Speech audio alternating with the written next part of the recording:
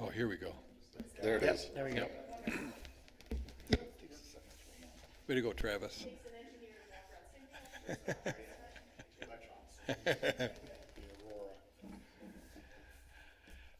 Good evening. We're going to call the meeting to order for the City of Walker Planning Commission for October 4. Let's review the meeting minutes for September 20. Had a chance to take a look at it. Entertain a motion to approve. Motion to approve. Support. Motion by Scott, supported by Tyler to approve the minutes for September 20. All those in favor indicate by saying aye. Aye. Those opposed, same sign. Motion carried. Thank you. This is an opportunity for general public comment. We've got 3 items on the agenda, and each of them are public hearings, so there'll be time set aside for those. But if you've got some general comments that you want to share with us, this is an opportunity to do so. Okay, no takers. We'll move that on to first agenda item, case number 23-021. It's a site plan review, public hearing, and I'll turn this over to the Planning Director, Paula Preby, to introduce the project. Thank you, Chair. We have here today a site plan. This is a building addition for Pyper Tool and Engineering located at 3003 Wilson Avenue. This is in the North Wilson Commerce Park. It's zoned MP, which is our industrial park zone district. And you can see the existing building here, and I actually pulled it up for you. So here's Wilson coming in, and this is the site. This is their property here, so they're expanding to the east on their property. There's the plan. It is a 20,000 square foot building addition with expansion of employee parking lots to the east, a new truck traffic drive to Wilson Drive on the east, new dumpster enclosure, and associated utilities and site improvements. The applicant met with city staff for the site plan review committee meeting on September 14. Based on the feedback, the resubmitted plans address all of the planning and zoning concerns that we had. So as regards zoning ordinance requirements and the use, setbacks, lot coverage, parking, loading, lighting, all of these have been fully met according to my review within the existing plans. There is sufficient perimeter landscaping already on the site. It's an occupied site, but some trees are being removed due to the addition, and so the developer will be replacing the trees that are being removed, kind of siting new trees further to the east to keep up the buffer and screening elements that they provided. That's really all that I have for you at this time. It's a pretty straightforward site plan, and the plans that came back met all of the requirements that I review. I'm happy to answer any questions the board may have. Thank you, Paula. Any questions for Paula at this point? Okay, there being none, we'll move to Assistant City Engineer Travis Marbury. Okay, so just to follow up on Paula's comments, the engineering department has no further comments either because the developer has already addressed all of them. So that rarely happens, so I want to say thank you to the developer for doing that. It makes his job a lot easier. Thank you. Any other questions? Any questions for Travis? We'll have to have a couple sometime tonight then. We'll see. The applicant, if you want to come forward and offer a few comments on it.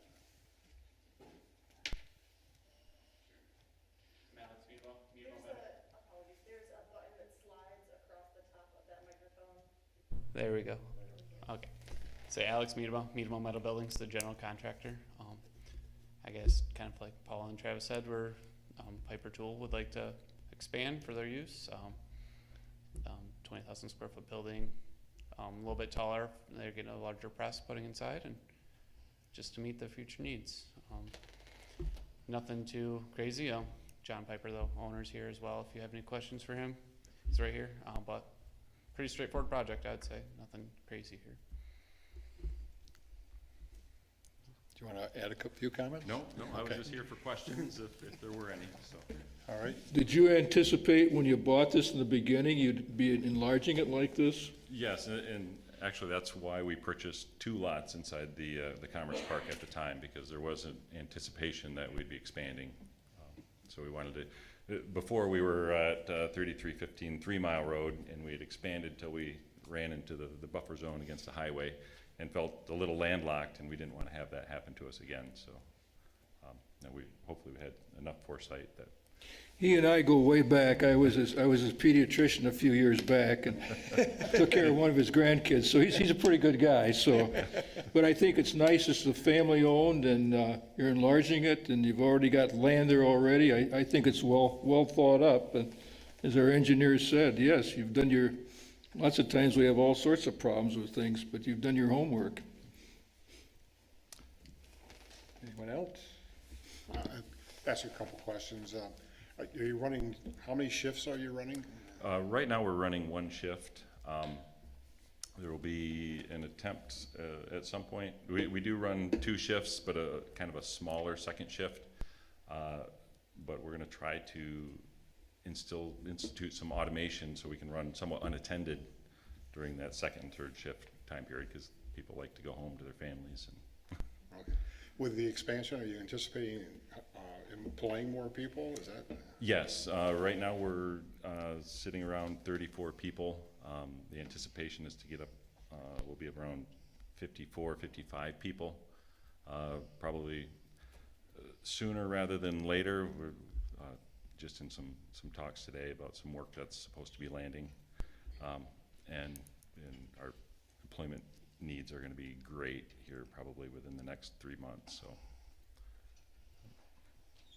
it might actually push us past the 60 mark, which my dad always warned me, don't get above 60, but it becomes a little bit more difficult to manage as a one-man operation. So. It looks like a real good project. If there's no other comments, entertain a motion. Motion to open the public hearing. Very good. Support. Motion and support to open the public hearing. That's Tyler and Scott. All those in favor indicate by saying aye. Aye. Those opposed, same sign. Motion carried. Any public comments to offer on this project? All right. I'll make a motion to close the public hearing. Second. Motion by Tyler, supported by Scott to close the public hearing. All those in favor indicate by saying aye. Aye. Those opposed, same sign. Motion carried. Mr. Chair, case number 23-021, 3003 Wilson Drive Northwest Site Plan Review. I'll make a motion based on the application material provided. I make a motion to approve the site plan for a new 20,000 square foot industrial building expansion and associated parking lot and site improvements at 3003 Wilson Drive Northwest, subject to the following conditions and based on the findings of fact noted below. There are no conditions of approval. The findings of fact: the dimensional arrangement of the buildings and structure conforms to the required yard setback height and other regulations of the C1 zoning district. The bulk, location, and height of proposed building will minimize any adverse effects to other development in the surrounding area and will not place demands on public services and facilities in excessive capacity. Proper site drainage will be provided so the removal of surface waters will not adversely affect neighboring properties on the public storm drainage system. The provisions for parking and for vehicle and pedestrian circulation on the site and onto adjacent public streets will not create hazards to safety and will not place demands on public services or facilities more than capacity. Off-street parking and loading areas have been provided in a manner that will minimize noise, glare, odor, and other effect on uses on the site or at adjacent properties. Drives, streets, and other elements have been designed to promote safe and efficient traffic operations within the site and shall provide safe and efficient vehicle access to and from the site. Exterior lighting will not create undue hazards to motorists traveling on adjacent public streets, nor damage the value or diminish the usability of adjacent properties. Lighting will be adequate for the safety of occupants or users on the site. Landscape buffers will be preserved or provided to ensure that proper uses will be adequately buffered from one another and from surrounding public and private property. All buildings and structures will be arranged to permit sufficient access to emergency vehicles.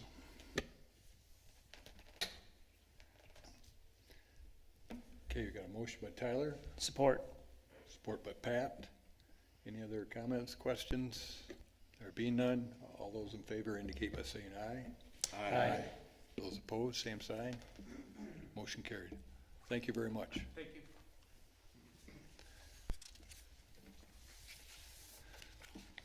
Okay, the next item on the agenda is another public hearing. And again, Paula, if you could introduce the project, please. I'd be happy to, Chair. Let me scroll down just a moment. All right. This project is a little bit different. Case 23022, special exception use review for 363 Cummings Avenue. This is, it's been a restaurant. It's a 2-story mixed-use building in Standale, just south of Lake Michigan Drive on Cummings. I've got, so here's the location. It was the former DeHop's facility, restaurant and brewing.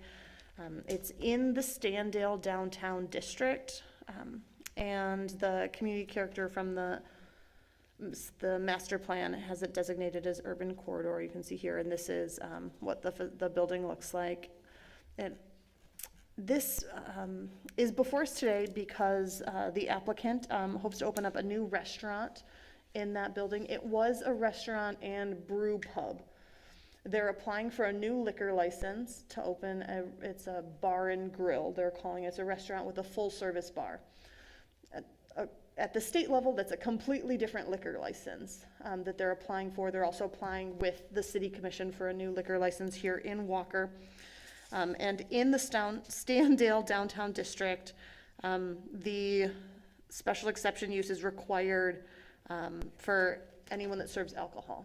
For it's a bar and restaurant, they have to get this in order to move forward. And these permits carry with the business, not unlike a variance, which carries in perpetuity with the property. So in order to move forward with their application for a liquor license, they must have full zoning approval. Because of the district, they're required to come before the Planning Commission for a special exception use permit.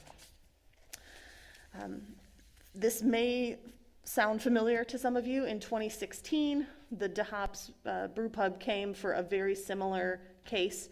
In that example, it was tabled and brought back. There wasn't originally adequate parking. The facility has limited parking on site. Here is the site plan from before. So there are, I believe it's 22 spaces in the parking lot in front of the building. And the previous restaurant had shared parking agreements with some of the neighbors to utilize their parking in the evenings when the restaurant's busy and the neighboring businesses are not. And so that's the only really condition that I would recommend be added in this case, that the applicant demonstrate adequate parking through similar shared agreements. I'm not very concerned about it. I know I've spoken with the applicant and they're in the process of getting those similar agreements with the neighbors. I don't believe they're all finalized yet. The use is very similar to what happened before, but because of the legal requirements of the liquor license, we're doing the same thing again. I'm happy to answer any questions. It's a little bit complicated while also being very straightforward. So that's really what I have for you. I know the applicant is here as well. Thanks, Paula. Any questions? Paula, with regard to that, you've got the Downtown Development Authority, or the, is that? The Standale DDA? Yes. Standale, yeah. Now, they've got some common parking due east of this, correct? That is correct. So those would be available for use? Yes, that site does not have adequate parking available to cover all of the parking needs of this potential new restaurant. because some of those spaces, while they're not reserved for any one business, are counting toward parking requirements for businesses already established, already adjacent. In the previous case, it was 6 or 8 spaces in that shared lot were able to count toward the restaurant, so there was still need to find 15 to 20 additional spaces from neighbors to meet the requirements of the restaurant. An alternative is to reduce the number of seats inside the restaurant until you get to the number of parking that you have available. Okay. Now, there's the Rapid has a park and ride lot on the northwest corner. That's correct. Of Cummings and Lake Michigan Drive. Those, would they be sufficiently proximate to be counted as well? I believe some of them are. That was not, that park and ride lot was not there when the previous restaurant came through this. It is now, I did look it up, but I didn't write it down, the how far it is. It could count to help with some of the parking needs. Okay, all right. Okay. Any other questions? Okay, thank you, Paula. And Travis, you're on. We did not review this or have comments on this, I believe, because it's a special exemption use permit, so.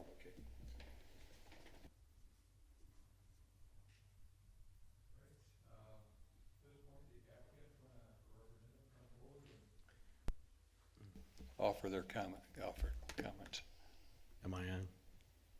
Okay. I'm Todd Sneller. I'm the representative of Martine, Bernal, and Alejandro. They're the ones that are going to be leasing the space. Yes, it is. Okay. It's on. Okay. They'll be leasing the space.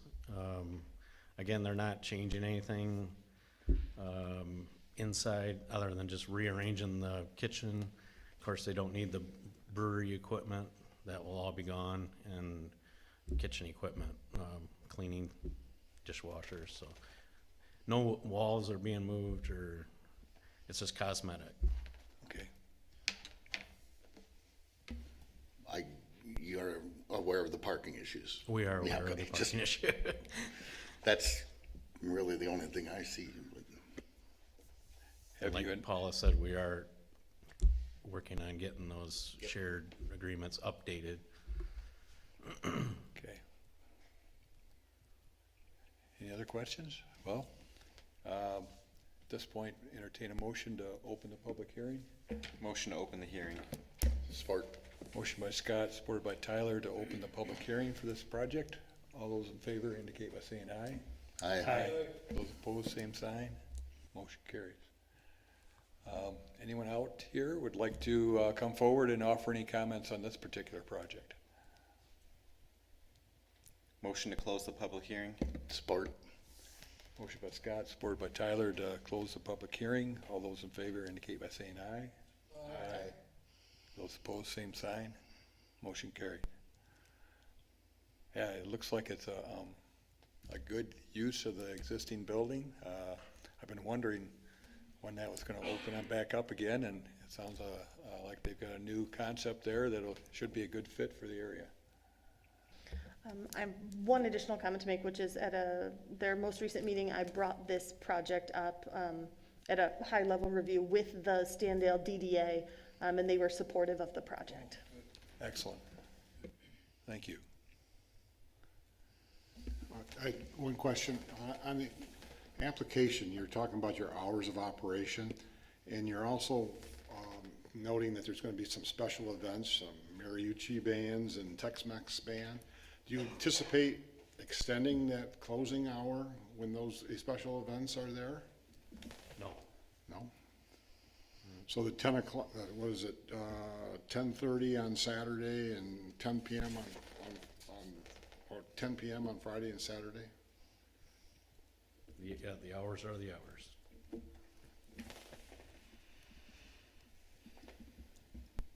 Anybody else? Okay. I make a motion for case number 23-022363 Cummings Avenue Northwest Special Exception Use. Based on the application material provided, I make a motion to approve the special exception use permit for the restaurant and bar at 363 Cummings Avenue Northwest, subject to the following conditions and based on the findings of fact noted below. Conditions of the site plan review approval. Number one, the applicant provides written shared parking agreements to the Community Development Department to account for the required parking within the restaurant. Findings of fact. The establishment, maintenance, location, and operation of the use will not be detrimental to or endanger the public. The use is compatible with the intent of the zoning district and will not change the essential character of the surrounding area.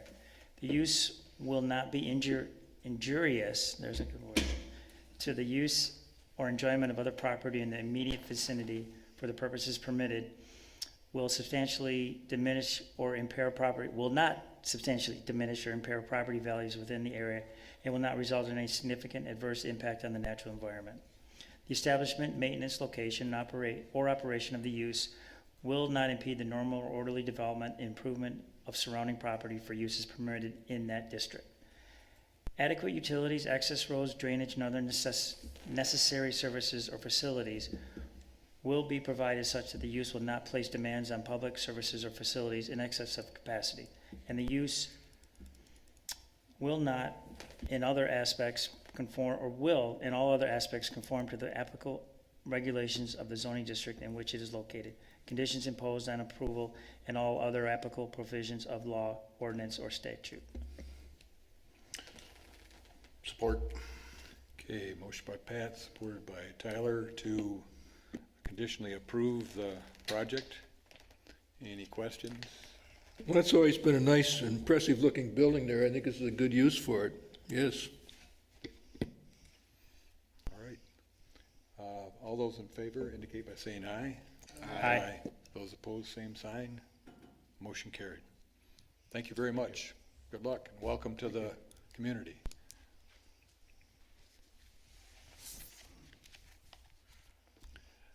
Our third item on the agenda is, again, another public hearing. This is a final site plan review.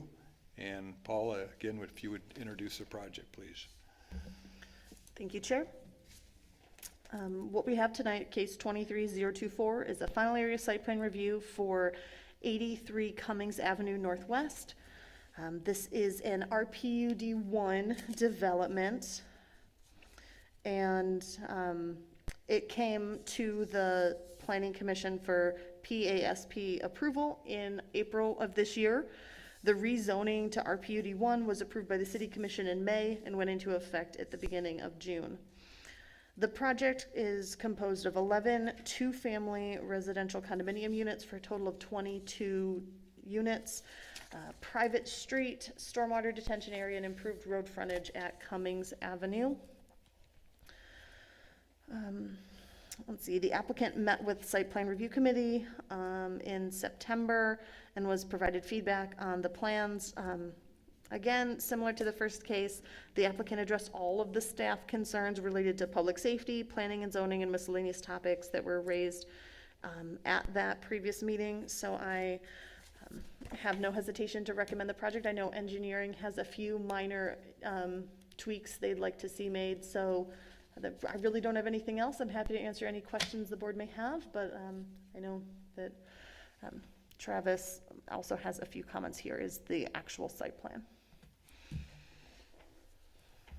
Okay, any questions for Paula? Okay, What's the distance to there? How far is that from Wilson? Let me pull it up so you can visually see what we're talking about here. Well, you got good pictures, haven't you? Gee, huh? Here's this is Lake Michigan and Wilson. Here's Westtown. The new development is going here, so this is Tallman Creek Road, and the new Tallman Woods development will be where these trees are now. There's the existing house that was separated out, and this is the development. It goes roughly back to where the trees are. As you can see on the site plan, I'm going to jump back and forth briefly. There is their tree cover maintained along the rear of the property, so they're not going to clear cut all the way to the back. So some of this, and then there is substantial property still to the west before you get to Wilson. I don't have the exact measurement for you.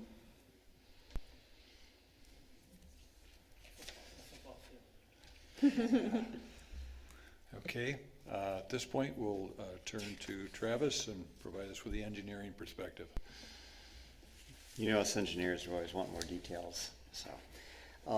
So those details are outlined in City Engineer Scott Connor's memo. He was actually the one that reviewed the plan set. I'll represent his comments here. I should say that none of these are showstoppers. We just need additional details as we move towards construction here.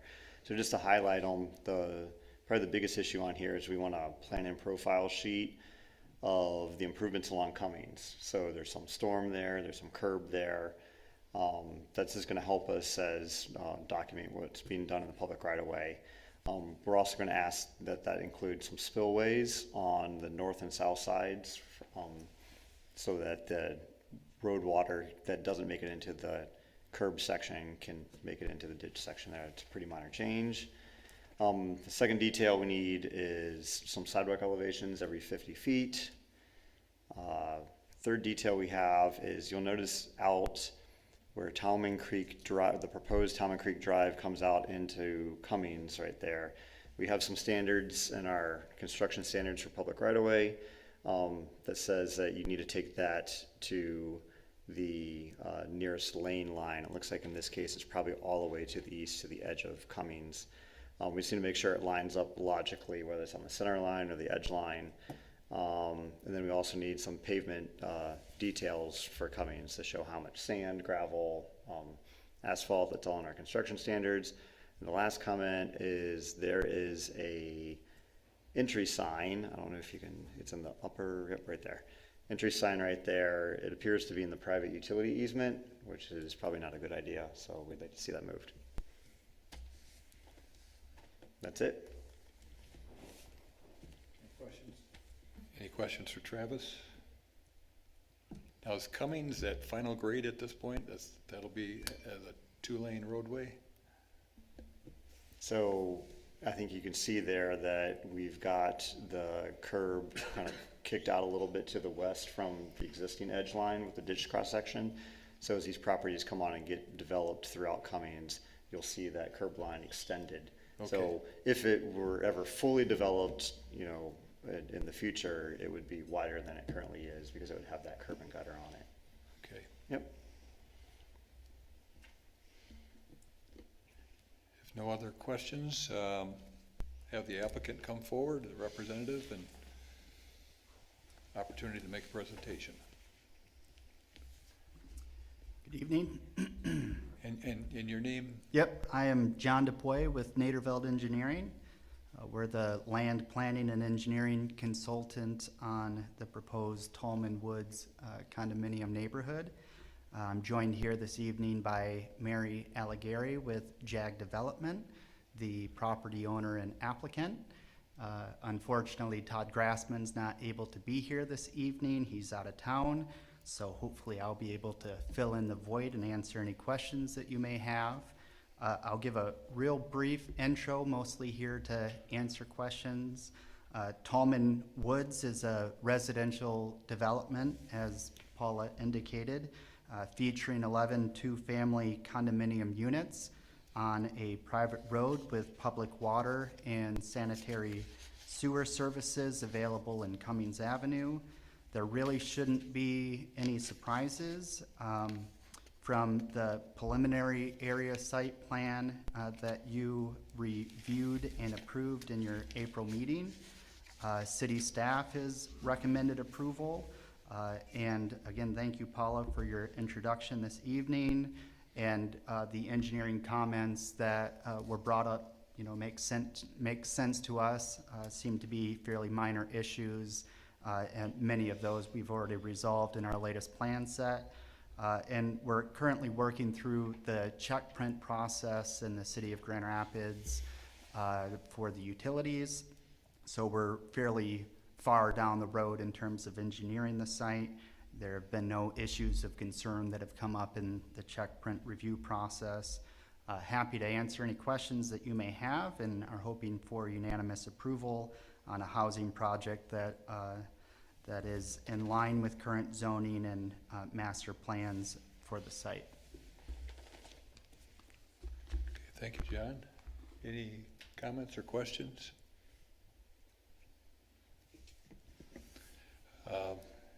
this point, entertain a motion for a public hearing. I'll make a motion to open the public hearing. Support. A motion by Tyler, supported by Scott to open the public hearing. All those in favor indicate by saying aye. Aye. Those opposed, same sign. Motion carried. Anyone that would wish to offer any comments on this project? Yes, please.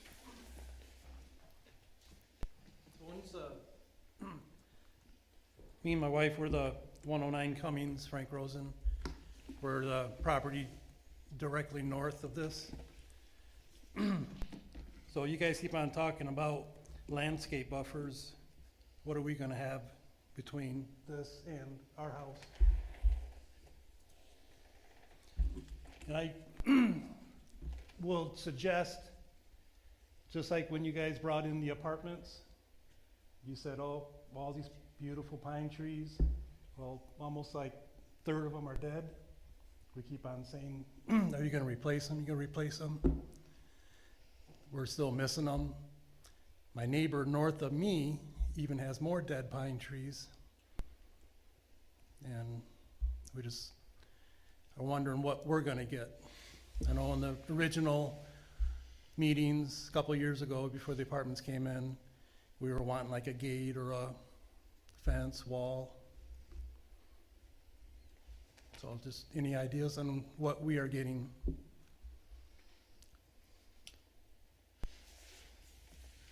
Have you got a picture that shows his house there, Paula? Is that his house? Yep. And Okay, then my okay. garage is down there. Yep. What's the second building? Is that a garage or something Yes. back there? Okay. Yes. Those are good questions. We can pose those to the, I mean, 'cause it looks like the applicants here. first house, apartment or whatever, condo, is like maybe, what, 20, 30 feet off of our property line? John, would you be able to kind of verify what that distance is there? I thought I came prepared to answer all the questions, but I don't have that question prepared enough to get a scale out. I mean, the apartments, they have like a double, you guys did do like double row pine trees. And the ones that are still alive are actually starting to take root and they're actually starting to grow. But it would be nice to have the rest of them filled in, so it looks nice. I've got a hard copy of the plan. Yeah, Are you talking the pines on That- West Town? Does it say 15 feet? Well, that's up to them 15 feet away. to fill in pines, not us. Well, that's way too close, guys.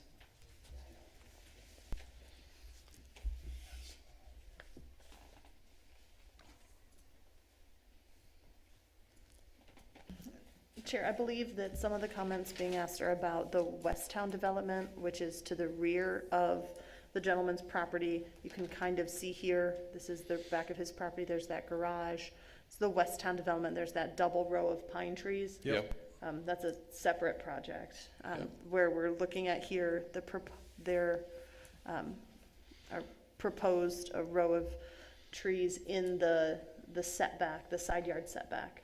Okay. And it's shown here and on the landscape plan, which I had previously pulled up here. I guess a couple of questions with that is, what it, not knowing, we've got a legend in here, but what's the size of those trees gonna be at planting?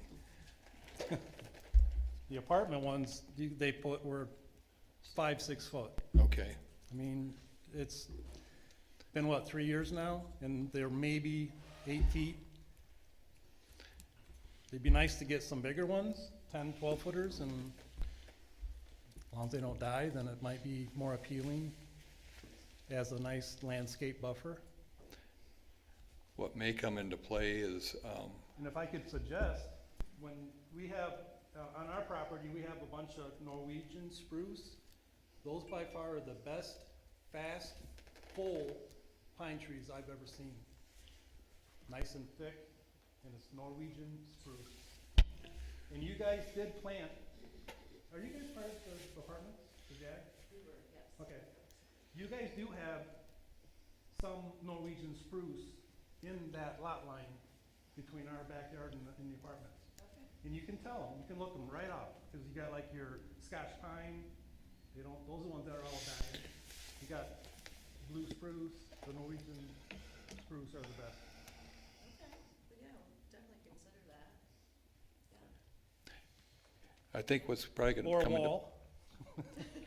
come into play are the minimum requirements that the city has for the landscaping. And I'm sure Paula would be able to share that with you, what those requirements are. And the other question would be is whether is there a certain time period or a condition that if they were to die within X number of amount of time, whether it would be the responsibility of the developer to replace those. I don't know if that's handy for you right now, Paula. I can speak to some of that, Chair. The requirements for buffer zone landscaping, as this is a residential property adjacent to a residential property, are not really, there aren't required buffer with a set number of trees. Okay. As you can see on the plans, the developer has proposed a row of trees. They meet the setback minimum, or the minimum setback is there. There are trees provided to help buffer between the adjacent uses. And as you can see on the legend here with the landscape plan, when a site plan like this is adopted or it's approved, it's really a contract between the developer and the city. So they need to develop it as shown here. This calls for 13 8-foot Black Hills white spruce trees along that buffer. And the ordinance says that they must survive and be maintained that first year. So if they die in that first year, they need to be replaced at the developer's expense. Okay. So it gives the information clarifies it for the applicant as well as for the neighbors as to what to expect once they're installed as far as replacements go. And who would, like after a year, then who's gonna pay the cost to replace them? City? Me?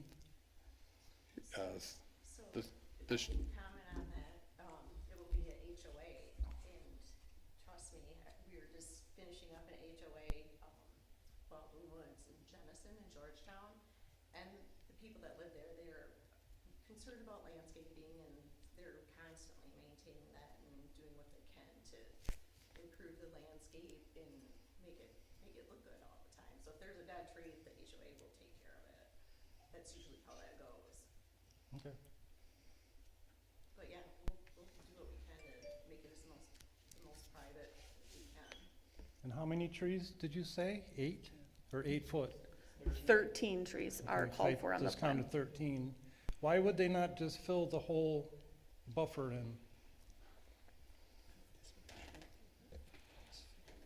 I mean, you could put 1, 2, 3, 4, maybe 5 more trees, and that would be like one solid line. well, I think oftentimes when they come up with a landscape plan, they're anticipating that they're going to be in the matured trees, and those gaps that you see right now will diminish very I mean, soon there's some after. beautiful trees there right now. That would be wonderful if you guys could leave them. Well, that's Some where, good maples, some good cherries. well, that's where the developer, as they develop the property, they have to provide proper drainage on it, and oftentimes that means changing the contour of the land. I would suggest that after Well, this I don't hearing, think you're gonna change much, because if you're 16 foot up from my yard, you're Well- not gonna change a lot. all right, well, I think we understand your point, and I'd suggest after the meeting is talking to the representative here and get an idea what the likelihood or possibility would be to maintain the current grade to save them some money and provide you with some continuous buffering. But as we've reviewed the comments here, engineering has identified what issues they have, and I don't think it involves that part of the site, so. So what if I we say, okay, we're gonna continue this with JAG. And then like, we walk out the door and you go, oh, too bad. I thought this is why the city was, we're doing this meeting. Well, and that is, you're raising a point, and And I this know you is, guys wouldn't do that, I just had to throw that out there. Well, you could have bought the property. Nobody told us it was for sale. I'm just saying, they're following the rules. And we don't have much of an option if they're following the rules. I'm sorry. and in this case, the concern about whether they'd survive, Paula has identified what the city code requires in terms of replacement should they not survive within that first year. So hopefully you've got a better perspective on what's proposed here, and have an opportunity to talk with the developer representatives right here, and see, because as Tyler's pointed out, we've got a site plan that we could take action on this evening. But if you can talk with them and convince them that retaining some of the existing vegetation is a better option, then they could see how that would fit in with their development plans. Okay. Comment, maybe? Please, John. I mean, we don't want any trees to die either, and we also want to be good neighbors. So definitely happy to have conversation about what Yeah, type of we trees could you walk, want, and we could walk the property and I could point the trees out that, yeah, very open to And having then- continued conversation about that. because I would like to see more, like those 3 trees right there, up by our house. I don't really care about the garage. It's not we got kids over, we got family over, friends, parties in the backyard, and that, if we could just see those nice, beautiful pine trees without the 2 little gaps in there, we'll just move those 3 up and, But also those pine trees are for the other neighbors who don't want to see your garage. So you gotta remember that. They're looking out their back deck going, oh, there's a garage. Let's put some pine trees up. So you gotta look both ways. So that's, Well, again, did you have other comments concerning the project then? when's this gonna start? I see guys out there today that were driving stakes and surveying stuff.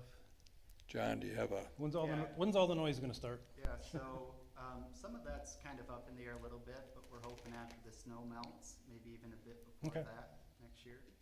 All right. all right. Well, thank you very much.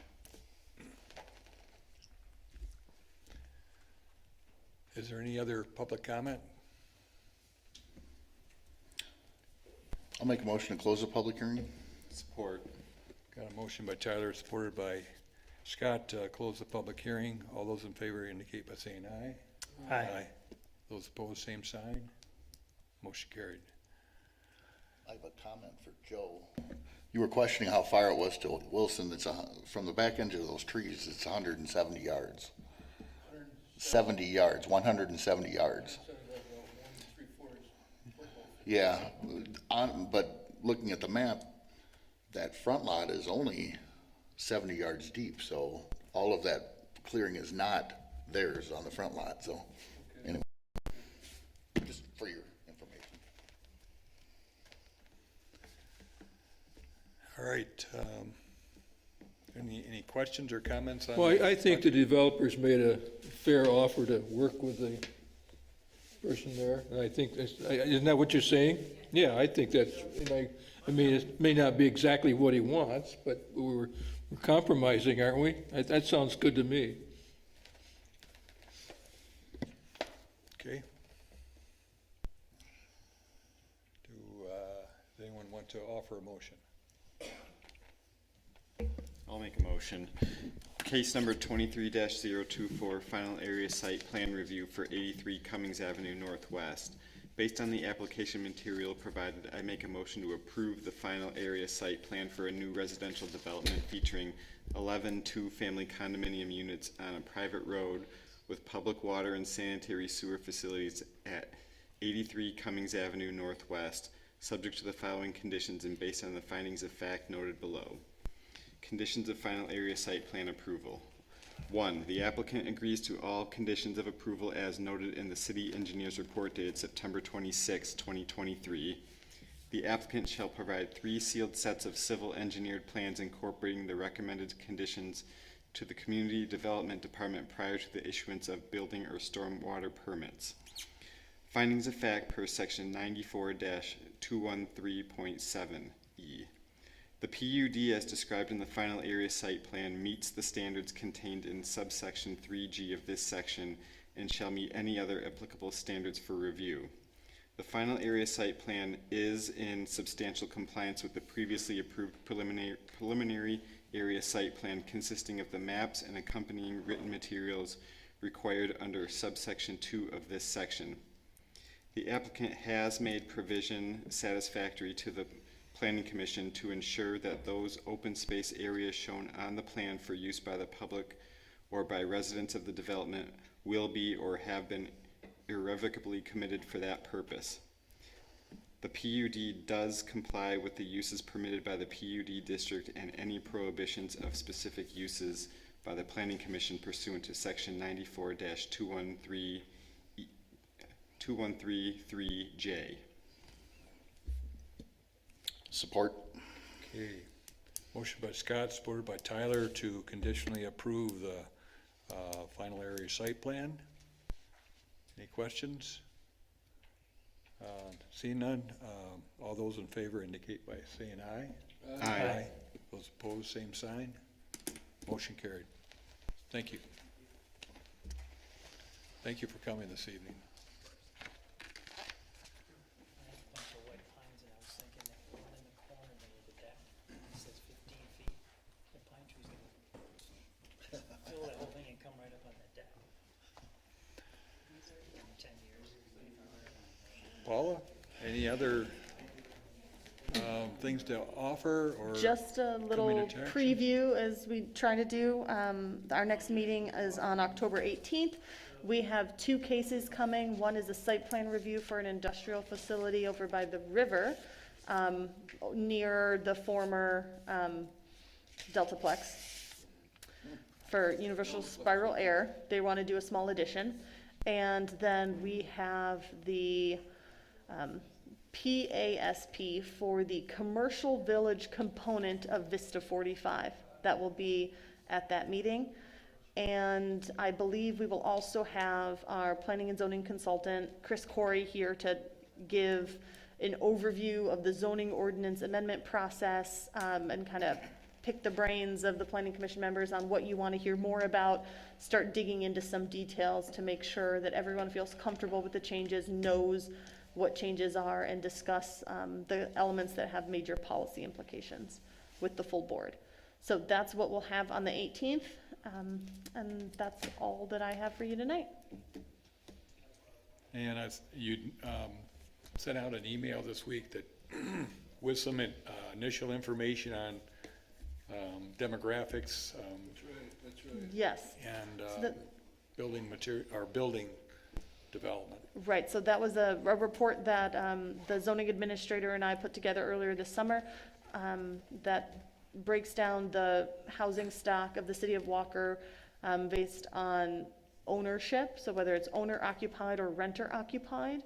And that was something that was shared with the mayor at his request. And so at the previous meeting, we discussed a desire for more data about housing. That one was readily available, and I've started pulling some more data, some census data, some data from the Bureau of Labor Statistics to hopefully answer some of the other questions about how housing units, the rate at which we're having new units developed in the city, and whether those are owner-occupied or renter-occupied, as well as some information about jobs in the city and whether or not people who work in Walker also live in Walker and vice versa. So pulling some of that now and hope to have it for you within 3 or 4 weeks. Okay, good. We have, is the population increasing? Of course, the census is only every 10 years, so that's, by the time they get that out, that's sort of old stuff. So we got any recent stuff on the population of Walker? We have some internal city data, and we also have access to data that comes from the Census Bureau, but that are statistical surveys. So, not a full census, but they do surveys of the population and use statistical analysis to estimate the changes over time, and those come out every few years. So we have more recent data through that process than the decennial census. Thank you, thank you. Make a motion to adjourn. Support. Everybody say aye? Aye. Thank you very much. No, Terry, no.